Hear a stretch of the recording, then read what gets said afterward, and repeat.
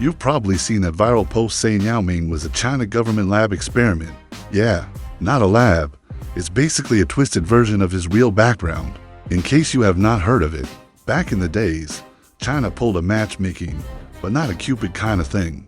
They arranged that both the parents were elite athletes and very tall, and Yao Ming was the happy ending of that. Like a lot of top sports families back then, Yao grew up inside China's state-run sports pipeline, meaning coaches trained him early, trained hard, and aimed him at basketball from a young age. So no, he wasn't engineered in a lab. He was a crazy tall kid with pro-athlete genetics who got developed by a system built to produce champions.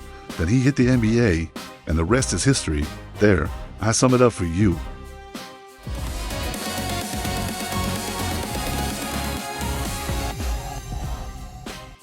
He's only shot one before. His first NBA three, and that about sums up Houston's game.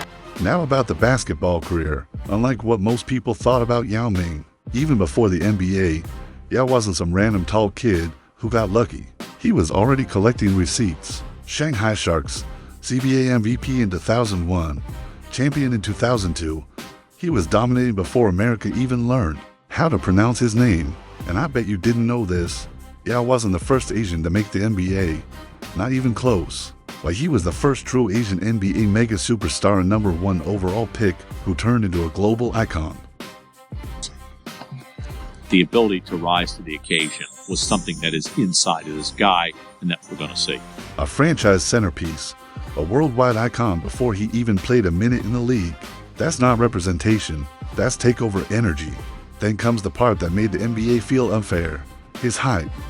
It's one thing to be tall in China, it's another thing to be tall in the NBA, where everyone is a giant, and Yao was 7 feet 6 inches. Say it slowly, 7, 6. In a league where tall usually means 6'10", 7'0", 7'1", Yao was walking around like he was built on a different ruler. You'd see him standing next to NBA big men and your brain would glitch, because the other guy is still huge. He made everyone look like normal people. He made everyone else look rather short. And here's the best part, Yao wasn't just tall and lucky. He had the skill set to make use of his size. It was very terrifying. Here a number that tell you why defenders hated him. Yao Ming shot 83% from the free throw line for his career. For a center, that's ridiculous. You could not play the usual big man mind games with Yao. He's just calmly crashing out like a guard. February 22nd, 2004, Yao Ming scored 41 points in a triple overtime game against the Hawks. Tell people that if they ever say Yao couldn't take over, that was a superstar performance. In that game, you gave Yao the ball and you win. Now imagine being a defender. You're staring at a 7'6" guy with touch, patience, and free throws. You can't push him out of your way cause he's massive. You can't just hack him cause he's gonna punish you. You're stressed the hell out because he scored. Big. And what worse, he played like he had all the time in the world. The league set up the test everyone wanted. Yao versus Shaq. It was a huge headline. Old King testing new giant. Before the first meeting, Shaquille O'Neal made a comment that sparks a controversy. It got people upset despite him calling it a joke. Yao's response to it basically was, I meet you on the court. And on the court, Yao came out in the most quiet yet brutal way. Early blocks, early impact at that moment. It was the first time the fans watched him and went, oh, this is real.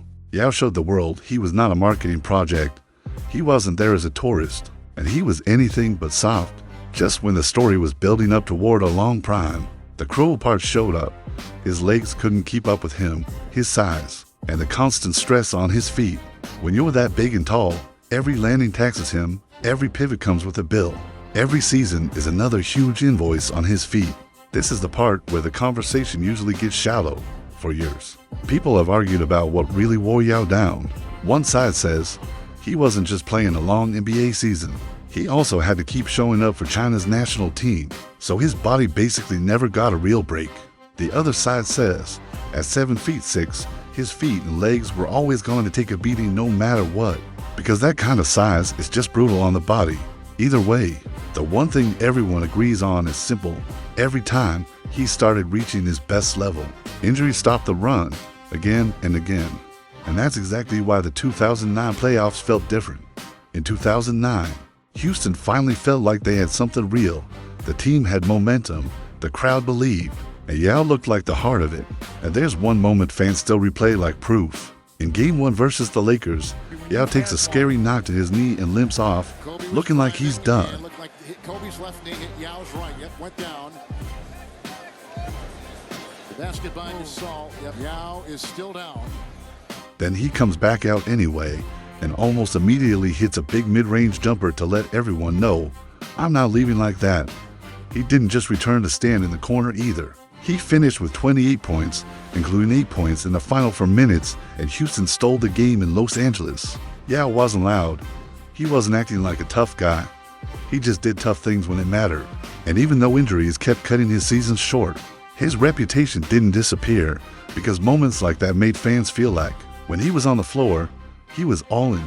But even while his seasons got chopped up by injuries, his status didn't fade. In fact, his fame broke the normal rules.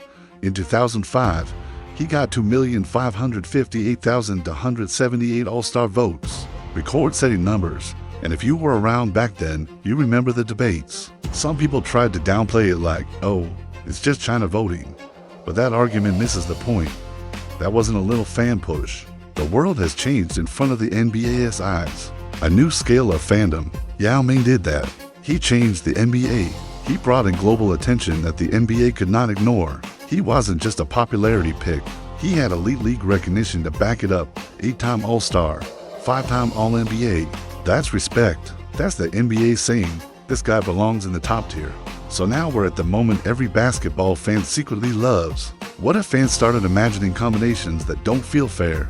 The most dangerous duo, the most unstoppable duo, Yao Ming and Shaquille O'Neal. Think about it.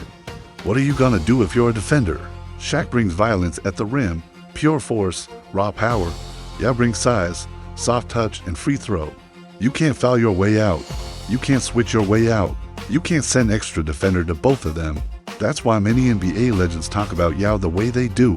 Not because he had a loud personality, because he was the rare superstar who didn't need to advertise himself. He was humble in a way that felt real, not fake PR humble. Like he understood the attention and never acted bigger than the game, even though he literally was bigger than almost everybody in The it. best centers of that generation. Most people truly forget, when Yao's NBA career ended, he didn't vanish. He leveled up. In 2009, while still an NBA player, he bought his old team, the Shanghai Sharks. When the club was struggling financially, that tells you exactly who he is. Long game thinker, not just highlight chaser. In 2017, he became president of the Chinese Basketball Association, basically taking responsibility for the direction of the sport in his country. And if you followed that era, you know it wasn't all easy wins. There were achievements and there were setbacks. And he faced real criticism, especially around men's national team results. That's part of why his stepping down on October 31st, 2024 became major news. Yao Ming stepped down as CBA president after more than 7 years in the role. So where's he now in 2026? He's still a heavyweight in basketball, just not as a player. He's tied to ownership in Shanghai. He's still seen as a major figure in Chinese basketball development, and his foundation work keeps him connected to the sport at the community level. He's not the guy in the jersey anymore. He's the guy shaping the pipeline that creates the next generation. And that brings the whole story full circle. Because Yao Ming wasn't the first Asian player to touch an NBA floor, but he was the first Asian player to bend the NBA's gravity. A #1 overall pick, a 7'6" problem with real skill, a humble superstar who could drop 40, shoot free throws like a guard, stare down Shaq under the brightest lights, and still carry himself like he owed the game something. And the only thing that could truly stop him wasn't a defender, it was time.